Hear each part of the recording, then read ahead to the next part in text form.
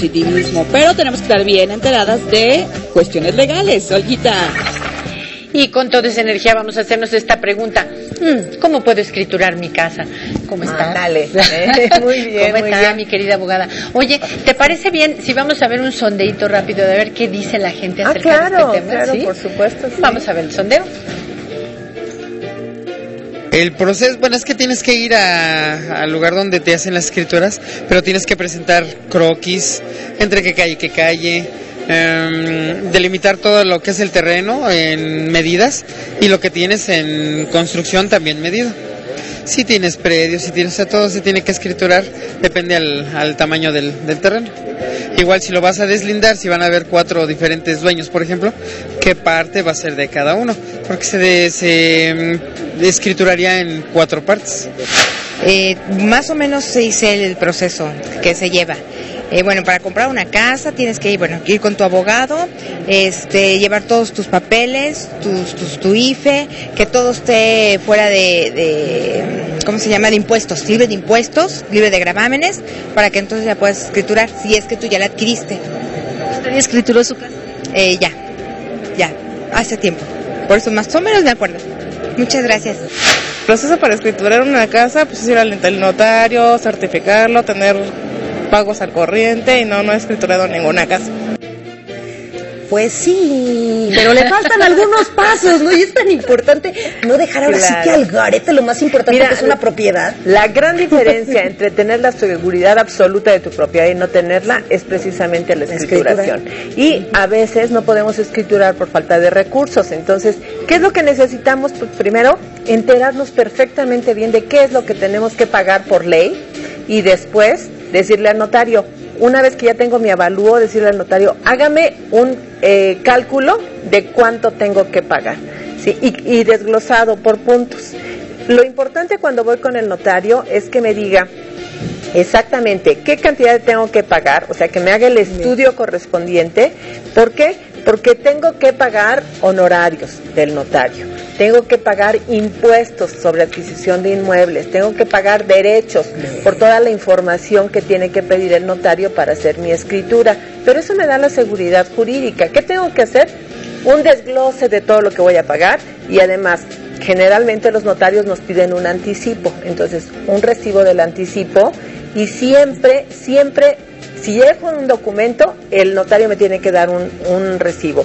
Si dejo dinero, el notario me tiene que dar un recibo. Y además que me dé la orientación. Recuerdan que ya platicamos que podemos obtener exenciones importantes en el pago de los impuestos. ¿Qué es lo que tenemos que pagar? Fíjense, hay varias cosas. Primero, según el artículo 113 del Código Fiscal, tenemos que pagar impuestos. Y esos impuestos pueden ir entre el valor de en cuánto compré mi inmueble, el valor catastral y el valor comercial o el avalúo que se haga. De esas tres cantidades tenemos que ver cuál es el término medio y en base a eso nos van a escriturar, porque puede ser que yo compre mi casa en $1,000,000 y me la avalúen en $1,200,000 y el valor catastral está en 600. Entonces se tiene que buscar el término medio en esas cantidades. Y es importante el monto porque de eso depende cuánto voy a pagar de impuestos.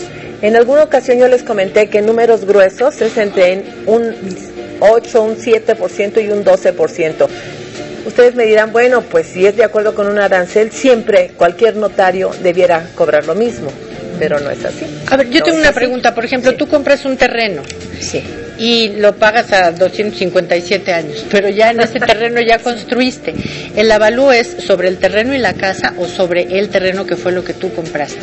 Depende del momento de la escrituración. Si tú escrituras cuando ya construiste, tiene que ser sobre el terreno y la casa. Y ahí sí, en el sondeo, una de las personas entrevistadas estaba diciendo que tenía que hacer muchos trámites. Sí, porque cuando compras un terreno y luego escrituras una casa, tienes que tener tu aviso de inicio de obra, tu aviso de terminación de obra, tienes que tener tu alineación y número oficial, tienes que tener tu pago predial, tu pago de agua, o sea, todos los pagos en orden. Es bastante complicado. Sí. Entonces, además, aparte de todo la cuestión administrativa ante la delegación, tiene que estar regular esa obra tengo que tener mi avalúo que cuesta más o menos un 25%, 25 puntos al millar sobre el valor del inmueble, pero además debo tener mi certificado de gravámenes, es decir, que el registro público de la propiedad me tiene que entregar un certificado en donde diga que está libre ese inmueble y que lo puedo yo adquirir, que no tengo ninguna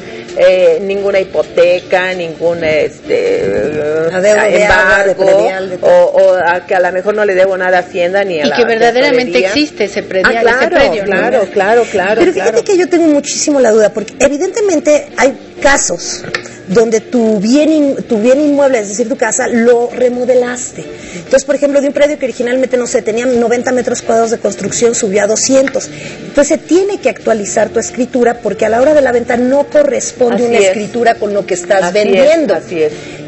Pero ¿qué sucede en el momento en que, o es el valor, la media del valor catastral y todo esto, si es tan disímil una cantidad de la otra, ¿cuál es la que vale? No, mira, lo importante es el avalúo que te van a hacer. ¿Por qué?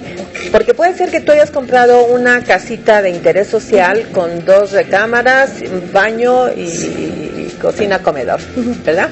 Entonces tú construyes la parte de arriba. Entonces ya no es lo mismo lo que compraste a lo que, o sea, a lo mejor vas a vender o escriturar.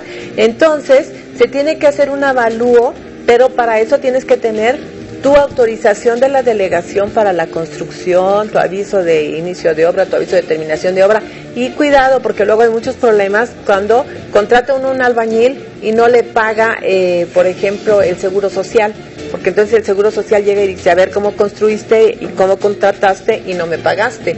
¿Sí? O bien llegan también los sindicatos que dicen, no, es que nosotros somos del sindicato de la construcción y como no tiene una placa aquí que diga que es del sindicato de la construcción, entonces me tienes que pagar desplazamiento. Exactamente. Entonces sí es bastante complicado. Uno contrata en el mejor de los casos a un arquitecto que es el que se encarga. Claro, entonces ya uno no tiene ningún problema. El profesional es el que se encarga de esto, pero sí, uno cuando va a construir o cuando va a comprar tiene que cuidar toda su documentación del material que compró, de quien contrató, cómo lo hizo, y todo esto va a ser en beneficio de quien va a escriturar. Ahora, no se olviden que tenemos las famosas jornadas notariales, ¿verdad? Que si a lo mejor tenía yo que pagar 100,000 pesos, voy a pagar 30,000 o 40,000. Es bastante importante el descuento que se hace, pero lo básico es, hay que escriturar porque es la única forma que puedo yo tener la seguridad jurídica de que nadie va a tocar mi bien. ¿El notario nos provee de la persona que hace el avalúo o uno puede escoger? Puede ser, hay notarios que no admiten otro evaluador que no sea el suyo. Y hay notarios que dicen, tráigame el avalúo tiene una vigencia de 90 días, entonces... No, pero miren, tanta pregunta que nos queda que por favor llámenos, ya les dijimos los teléfonos porque en serio es algo muy muy importante y con este pensamiento y agradeciéndote, Male, como siempre, nos vamos a un corte, pero no se vayan que se está poniendo buenísimo. Y si tienes una... Así